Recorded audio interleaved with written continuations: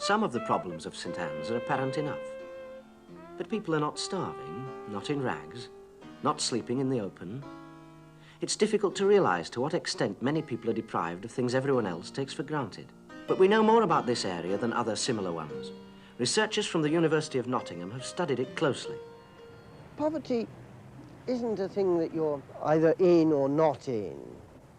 Districts like this constantly verging on poverty. The individual people are sometimes above and sometimes below the line that researchers from outside might come in and call poverty. And it takes the form of a life cycle. You may well be born in poverty. That's to say, if you're the second or third child, not the fifth or sixth, but the second or third, you may well arrive in a family whose budget is now so stretched and whose means are so small that they'd be better off on public relief. Good. You grow up, you leave school, and you go to work.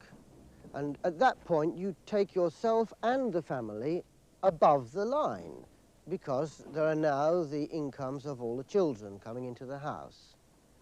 And then you get married, and after you've had your first or second child, you find yourself dipping again below the line, where you stay for a generation, a school generation, until you go back down for good when you retire and become a pensioner. Pat Smith and her husband have 2 young children and would find it very difficult to make ends meet without her long hours at the lace. How much will you get for that lace work, and how long will it take you? Well, it varies, but this piece will take me between 3.5 hours to 4 hours. And they're 3 shilling a dozen breadths, and there are 3 dozen, so I shall get 9 shilling. And will it normally take you 3 to 4 hours, or may it take you shorter or longer? The work varies as you get it. If it's been overdressed, the threads are harder to pull out. And if the work's softer, they're easier. So it could take me, well, up to 12 hours to do the same amount of work. And you get more money then? Oh, no. When you take the work on, you know this. No matter how many hours it took you, you'd still get the same amount of money. So you might still get 9 shillings for 12 hours work? Oh, yes. How much on an average week would you make? Well, at the most, I'd make about £3 to £4.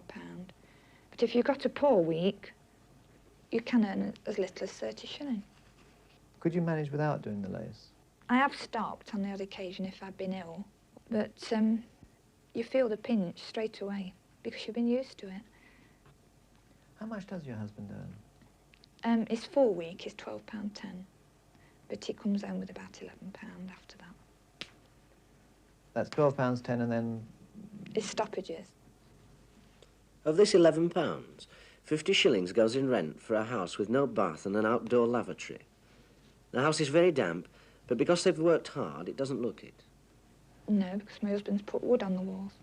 But behind there, it's green and very damp. Does that mean you have to have a lot of fires? In this room, yes, you should have a fire continually. In the front room, you can't afford to have a coal fire in both rooms. And the furniture just goes green with mould. But the little boy suffers with bronchitis terribly. And, you know, infections of the ears and that, through the damp. Are they doing well at school? Yes, they're average. But the schools are a bit overcrowded. Did they stay to school dinner? No, I'm afraid there's not room for them. They can't cope with the amount of meals. There's no way to sit the children. So they have to deal with the very needy cases, people who are on assistance. And I've got quite a few children in the family. Well, they have to see to those first. So if yours had, some other child might have to go without, I suppose? Well, they would. They'd be deprived, whereas I could give them a meal if they came home. Do you think, on the whole, you're better or worse off than most of the people around?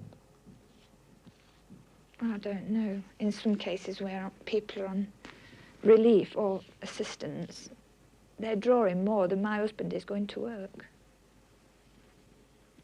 which is annoying. But my husband would sooner take a job for £10 a week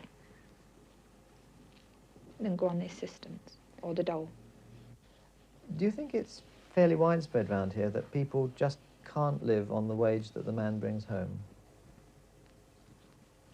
Well, there's a lot of cases, yes. A surprisingly large section of the poor are not casualties of the welfare state, of the kind everybody expects to find among the poor, by which I mean the old people who are on their own, or the deserted mothers, or the sick. Those categories people expect to find among the poor. The thing that shocked us when we collected our statistics was the very large proportion of poor people who are working a full week, often in very onerous, arduous jobs, and who earn for a full week's work less than they would be able to draw if they drew public relief. And a very large proportion indeed of the poor people in this area live in families where the breadwinner is working against odds in this sort of way.